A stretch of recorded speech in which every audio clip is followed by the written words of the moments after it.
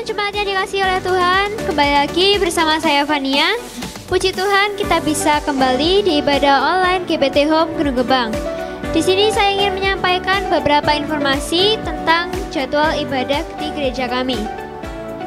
Yang pertama ada ibadah onsite yang masih dilaksanakan setiap hari Minggu pukul 6:30 pagi dan bisa dilihat melalui live Instagram @ermijunaidi.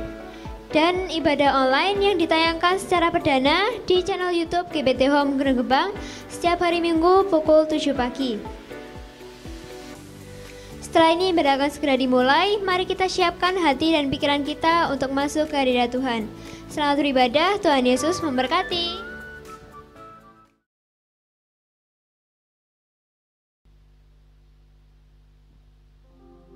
Shalom jemaat yang terkasih dalam Tuhan Yesus, dimanapun jemaat Tuhan berada, kiranya Tuhan selalu melimpahkan kasih setianya, penyertaannya kepada kita semuanya, amin. Saya mengajak jemaat Tuhan pada saat hari ini, kita mau memberikan pujian kita, memberikan penyembahan kita, mau bersyukur kepada Tuhan sebab penyertaannya yang begitu sempurna. Haleluya. Terima kasih Tuhan Yesus. Kami mengucap syukur Tuhan untuk hari ini Tuhan Yesus. Terima kasih untuk penyertaan-Mu yang begitu sempurna dalam kehidupan kami, kebaikan-Mu yang sudah kami terima, pertolongan-pertolongan-Mu Tuhan Yesus yang kami rasakan. Terima kasih Tuhan Yesus. Kami mengucap syukur. Oh Yesus, inilah sembah puji kami Tuhan. Kami persembahkan hanya kepada-Mu. Yesus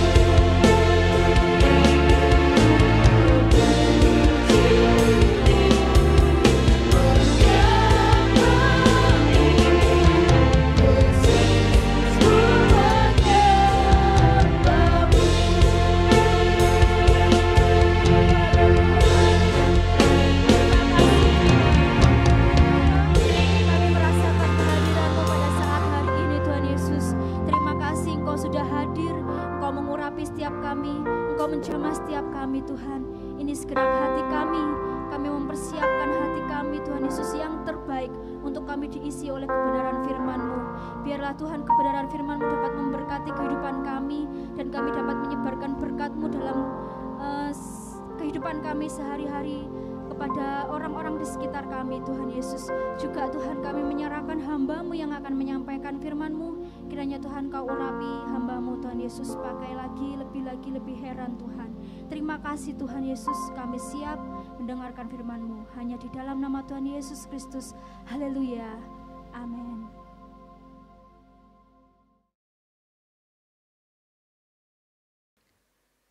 Salam jemaat Tuhan, kita akan bersama-sama belajar, berdiskusi saudara-saudara.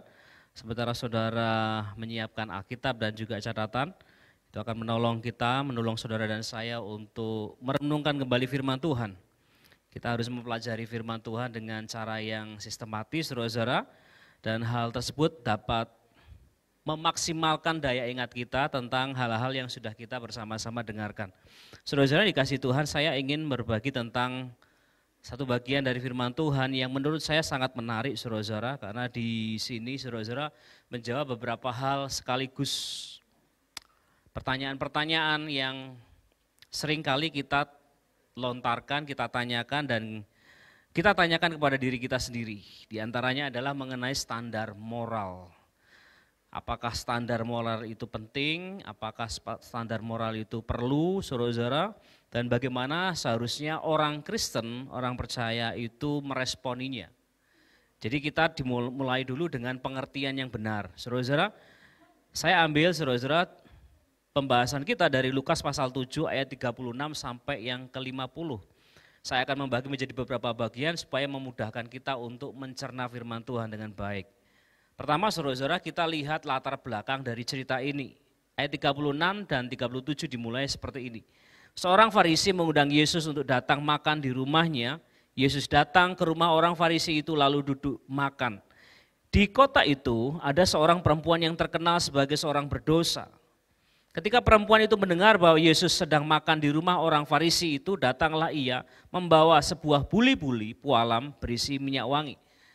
Latar belakangnya saudara-saudara ada cerita di mana Tuhan Yesus diundang makan ke seseorang dan bisa jadi orang ini adalah tokoh orang Farisi. Di ayat-ayat berikutnya disebutkan bahwa namanya adalah Simon, Simon orang Farisi. Dan ketika Tuhan Yesus duduk makan saudara-saudara, datanglah seorang perempuan. Ini bukan perempuan yang biasa saudara-saudara, ini perempuan yang kalau kita melihat dari sudut pandang Alkitab dan Perjanjian Baru, saudara-saudara, ini selalu dipertentangkan dua model orang ini.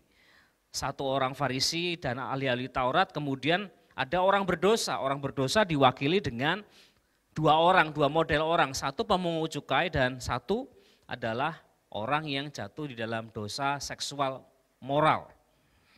Dan itu selalu seperti itu kejadiannya, saudara-saudara. Dan kalau saudara membaca Injil Lukas dengan lengkap, saudara akan memperhatikan bahwa selalu saja orang Farisi, ahli Taurat itu mereka bersungut-sungut, saudara, karena Tuhan Yesus makan bersama dengan orang-orang berdosa. Khususnya dua tipe orang ini. Karena dua model orang ini, saudara, menurut pandangan orang Israel, dosanya paling besar. Jadi saudara harus pahami ini dulu. Ada undangan makan di rumah Simon yang berlatar belakang sekte Farisi. Kemudian perempuan ini saudara ayat 38 sambil menangis ia berdiri di belakang Yesus dekat kakinya lalu membasahi kakinya itu dengan air matanya dan menyekanya dengan rambutnya. Kemudian ia mencium kakinya dan meminyakinya dengan minyak wangi itu. Timbullah pertanyaan.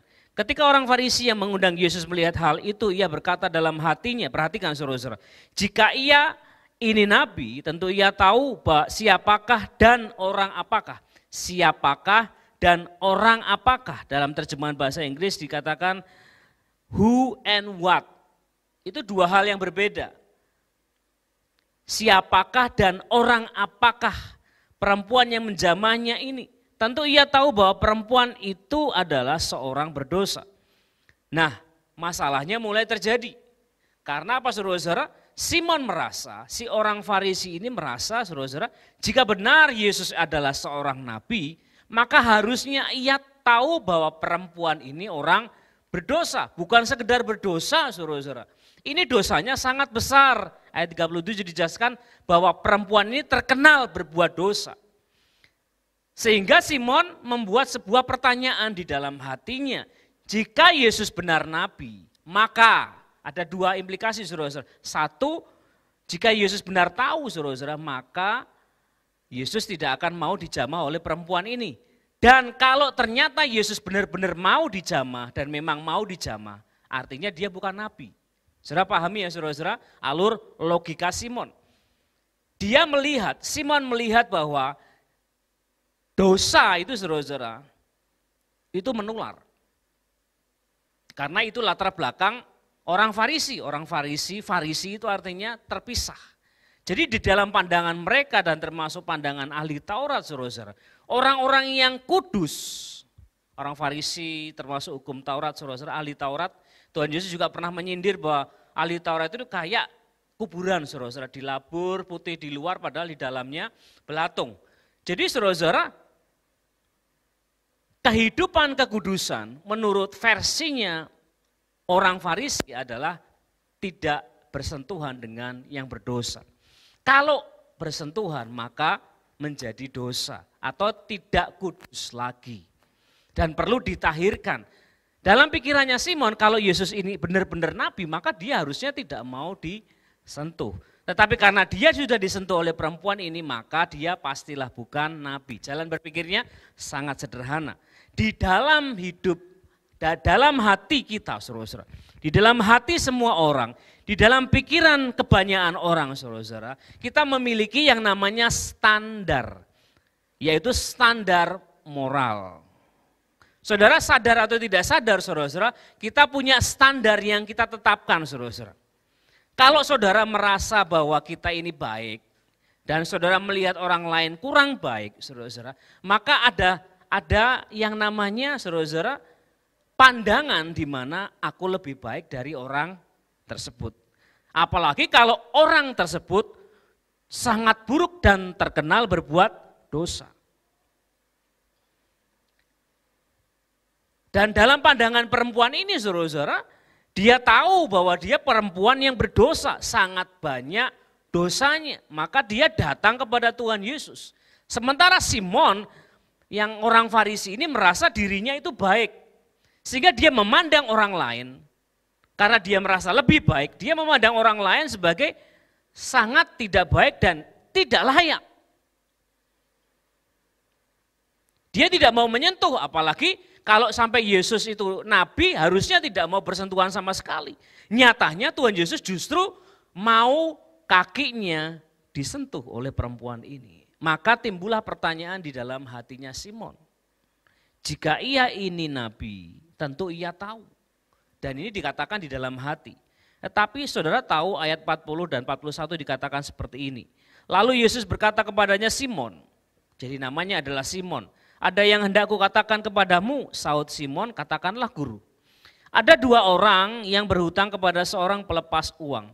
Yang seorang berhutang 500 dinar, yang lain 50. Perhatikan, ada orang yang berhutang, saudara-saudara, 500 dan 50. Ada dua orang. Karena mereka tidak sanggup membayar, maka ia menghapuskan hutang kedua orang itu. Sama-sama tidak bisa membayar, walaupun salah satu hutangnya lebih kecil, hanya 50. Tetapi sama-sama tidak bisa membayar hutang. Sama-sama punya hutang, tapi kedua orang itu punya hutang yang berbeda. Satu besar sekali 500 dinar, yang satu 50 dinar. Tetapi keduanya saudara-saudara sama-sama tidak bisa membayar. Sehingga saudara-saudara dibayarlah, dihapuslah hutang kedua orang itu. Dan Yesus bertanya kepada Simon, siapakah di antara mereka yang akan terlebih mengasihi dia? Tuhan Yesus kemudian membuat pertanyaan. Tuhan Yesus tidak langsung membuat kesimpulan. Nanti kita akan belajar saudara-saudara kenapa Tuhan Yesus melakukan itu. Dan cara itulah yang sebaiknya kita pakai saudara-saudara dalam kehidupan kita sehari-hari. Yesus saudara-saudara tidak terburu-buru membuat kesimpulan. Tapi Yesus membuat sebuah cerita yang mengarahkan. Perhatikan saudara-saudara. Yang berhutang berapa saudara-saudara? 2 orang. Dan di dalam cerita ini saudara-saudara ada 3 orang. 1 Yesus, 2 Simon, ketiga perempuan itu.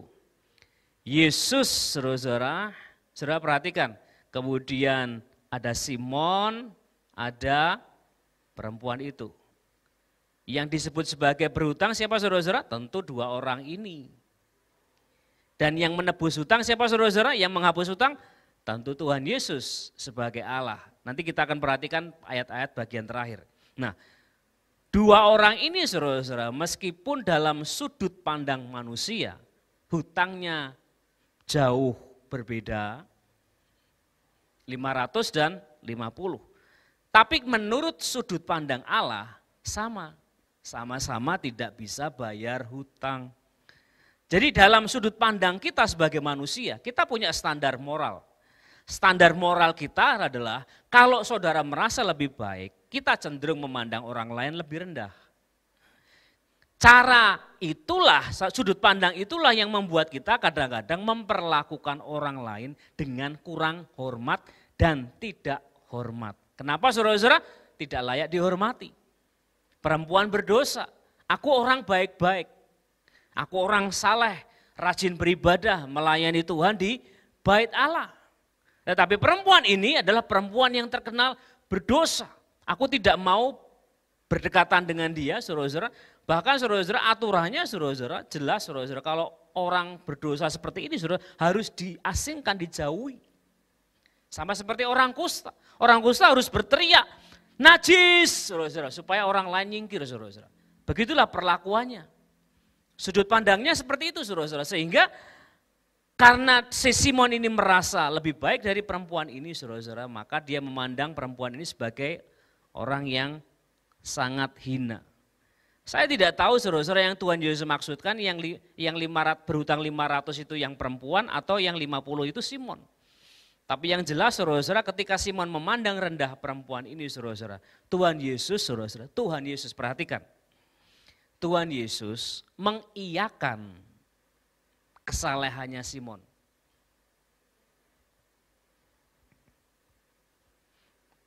Kesalehan itu bukan tidak penting saudara-saudara, kesalehan itu penting. Dan apa yang dilakukan oleh perempuan itu saudara-saudara membuat dia, menurut saya saudara-saudara, berhutang lebih banyak, 500 dinar. Sementara Simon hanya 50 dinar. Kesalehan saudara-saudara itu menolong saudara dan saya. Tetapi perhatikan sekali lagi saudara-saudara, dalam sudut pandang Allah saudara-saudara, kesalehan tanpa Kristus saudara-saudara itu kain usang. Saudara tetap tidak bisa membayarnya. Keselamatan saudara-saudara itu tidak karena perbuatan. Tidak pernah saudara-saudara. Jika karena perbuatan maka Simonlah yang selamat, sementara perempuan yang berdosa, yang terkenal berdosa itu tidak mungkin diselamatkan. Kita saudara-saudara, dalam pandangan kita saudara-saudara, ketika kita melihat orang lain, kita akan mengukur orang lain itu dengan seberapa banyak kesalahannya, seberapa terhormat hidupnya, dan seberapa terhormat saya di hadapan Allah. Dan itu membuat kita cenderung memandang orang lain lebih rendah. Padahal menurut sudut pandangnya Allah, saudara-saudara perhatikan. Baik saudara maupun orang lain, saudara-saudara. Karena dosa, perhatikan. Karena dosa, meskipun hutangnya sedikit, saudara-saudara. Karena saudara saleh, saudara-saudara. Tetap saja saudara tidak mampu membayarnya. Nah itu standar moral manusia. Kita menyebut orang bermoral, atau sebuah bangsa itu bermoral kalau saudara-saudara. Itu kalau saudara-saudara semuanya itu baik. Tidak ada kasus perselingkuhan saudara-saudara. Tapi lihat bagaimana bangsa-bangsa berlatar belakang agama menetapkan standar moral yang seperti itu saudara-saudara. Justru mereka hidup dalam situasi yang tidak bermoral. Dan itu dibuktikan dengan survei yang saudara-saudara memperlihatkan bagaimana tidak bermoralnya negara-negara itu atau kota-kota itu, saudara-saudara. Paradoks. Saudara-saudara kita perlu mengetahui saudara-saudara. Cara pandang kita terhadap diri kita, saudara-saudara, itu harus benar dulu. Supaya kita bisa memiliki standar moral yang benar. Saudara-saudara, standar moral yang baik itu penting. Tetapi akan lebih baik kalau saudara memiliki standar moral yang benar. Standar moral yang benar itu bukan versinya manusia. Standar moral yang benar itu datangnya dari Allah. Ini yang Tuhan katakan kepada Simon. Simon, ada 2 orang yang berhutang, satu 500, yang satu 50. Tuhan melihat manusia sama-sama berhutang, walaupun satu besar, satu lebih kecil, saudara-saudara. Keduanya tidak bisa membayar hutang. Itu konsep tentang dosa. Saudara, jangan sok yakin dengan keberadaan kita. Jangan sok yakin, saudara-saudara, karena kita tidak mungkin dapat menghapus hutang kita. Makanya, saudara-saudara, kita perlu memiliki standar moral yang benar, yaitu standar moral yang dimiliki oleh Allah. Bagaimana Allah melihat orang berdosa, saudara-saudara, itu bukan dikebaskan, saudara-saudara, atau dijauhi, saudara-saudara. Tuhan Yesus justru ketika perempuan ini datang mendekat, Tuhan Yesus itu, saudara-saudara, bukan saja tahu bahwa perempuan itu adalah perempuan berdosa, saudara-saudara, seperti yang disebutkan oleh Simon. Jika ia ini nabi, maka ia tahu, Tuhan Yesus tahu perempuan ini berdosa, Tuhan juga tahu Simon itu juga berdosa. Tuhan Yesus juga tahu pikirannya Simon. Jadi Tuhan Yesus bukan sekedar nabi, dia itu Allah, saudara-saudara. Dan dalam sudut pandangnya Allah, saudara-saudara, baik Simon maupun perempuan itu, saudara, sama-sama berdosanya. Nah, kalau saudara dan saya di dalam sudut pandangnya Allah sebagai orang yang sama-sama berdosanya, apa hak saudara untuk menghakimi orang lain?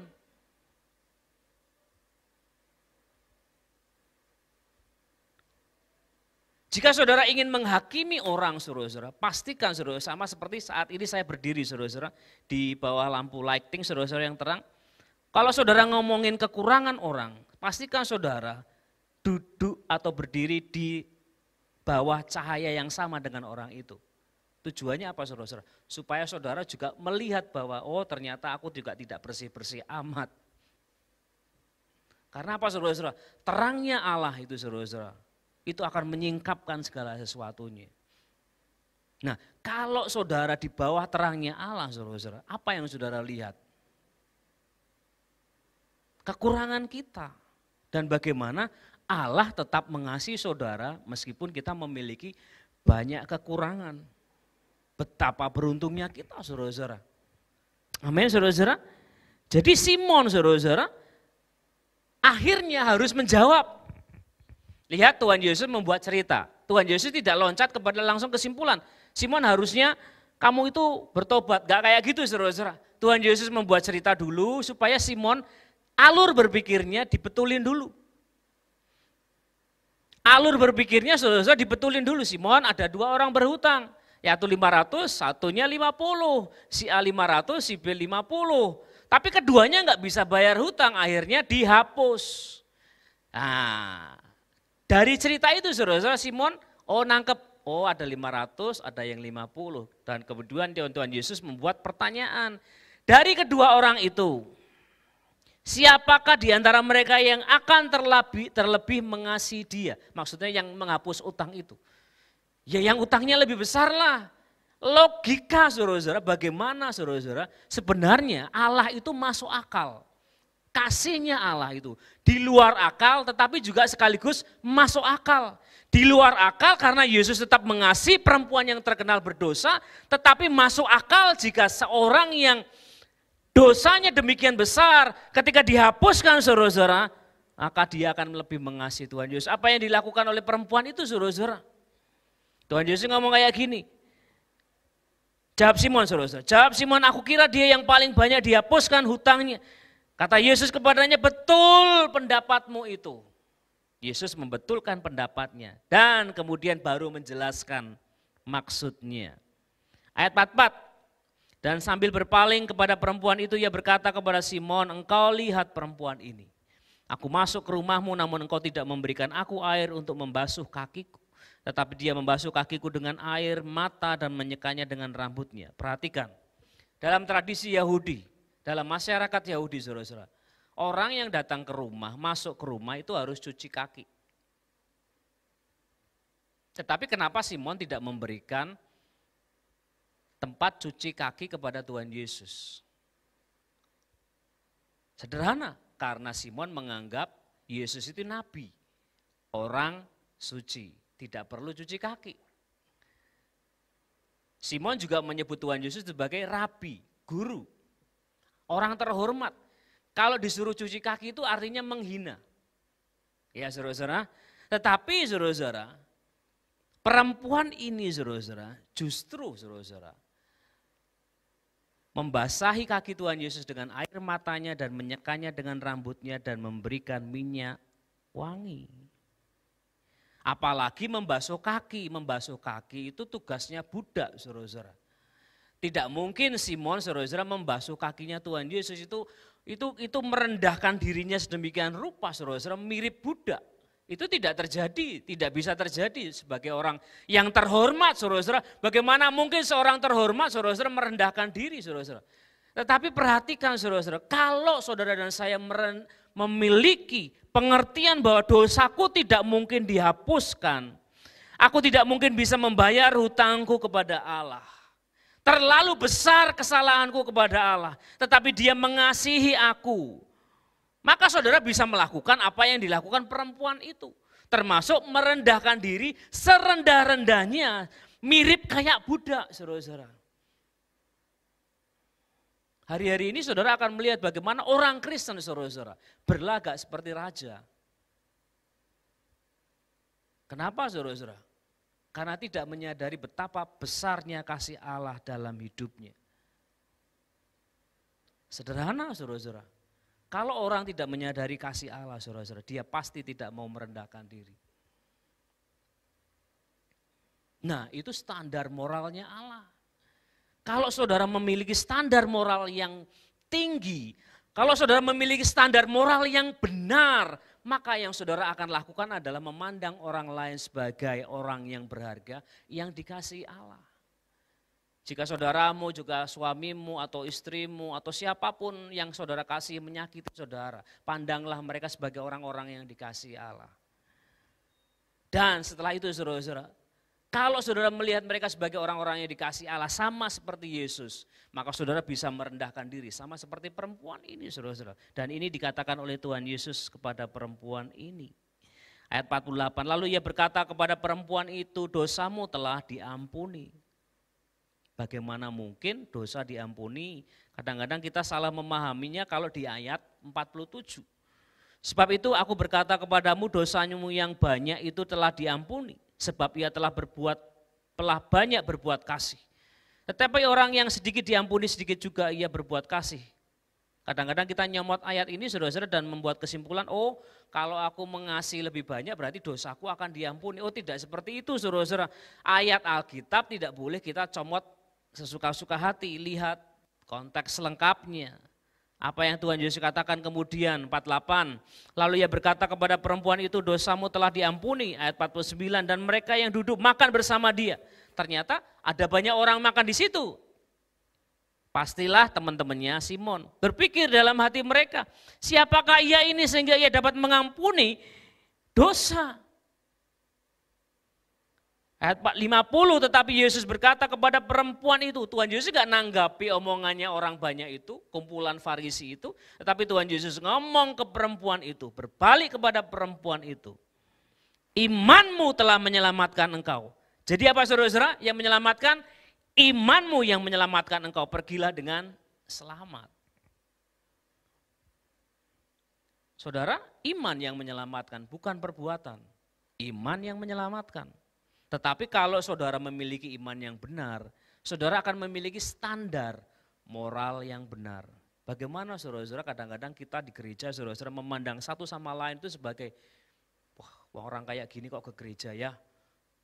Apa enggak ngerti ya dosanya banyak. Loh ya, orang yang dosanya banyak ke gereja itu supaya saudara-saudara Roh Kudus jamah. Kalau saudara suruh orang yang berdosa pergi dari gereja, saudara-saudara, saudara mengkhianati amanat agung Tuhan Yesus.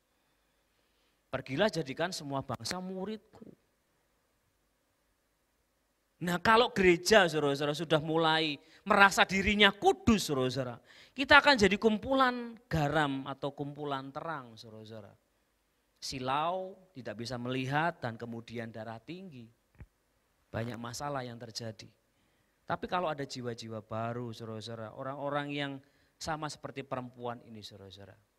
Mereka membutuhkan kasih Allah. Saudara menerima mereka. Saudara menolong mereka, membimbing mereka mengenal Tuhan Yesus secara pribadi. Oh betapa besarnya sukacita itu. Tuhan Yesus katakan ada sukacita yang besar di sorga saudara-saudara. Apakah saudara tidak punya keinginan seperti itu? Itu kalau saudara dan saya memahami betapa besarnya kasih Allah dalam hidup kita. Tapi banyak kita saudara-saudara punya alur berpikir seperti Simon. Oh dia orang berdosa, aku baik. Oh dosanya lebih banyak, aku lebih sedikit. Itu standar moral yang salah saudara-saudara. Standar moral yang benar adalah kalau saudara melihatnya menurut standarnya Allah. Jadi saudara-saudara, jika alur berpikir saudara masih salah, dalam hal ini saudara-saudara, mari bersama-sama kita betulin, kita evaluasi bagaimana cara pandang saudara kepada orang-orang yang sudah menyakiti saudara. Sudahkah saudara mulai berdoa buat mereka? Berdoa itu merendahkan diri loh saudara-saudara. Orang lain itu mengutuki Tuhan. Saudara sebagai orang percaya, sebagai orang Kristen justru mendoakan, memberkati. Bukankah itu merendahkan diri luar biasa saudara-saudara? Amin saudara-saudara. Jadi mari kita lihat diri kita sendiri. Di hadapan Allah, siapakah aku? Orang apakah aku ini? Sehingga Tuhan begitu mengasihi aku. Ngapain Tuhan repot-repot menyelamatkan aku? Mari kita berdoa saudara-saudara. Terima kasih Tuhan, kami mengucap syukur buat renungan saat ini. Tuhan Roh Kudus menolong kami semua untuk kami dapat memahami standar moral yang Allah tetapkan bagi setiap kami. Biar kami bertumbuh semakin dewasa supaya kami memahami, mengetahui dan dapat membedakan apa yang baik, yang berkenan dan yang sempurna kepada Allah. Terima kasih Tuhan. Terima kasih biarlah kami semua menjadi jemaat Tuhan, anak-anak Tuhan, murid-murid Tuhan Yesus yang bertumbuh dan menghasilkan buah-buah bagi kerajaan Allah. Terima kasih Tuhan, di dalam nama Tuhan Yesus Kristus kami berdoa dan mengucap syukur. Amin.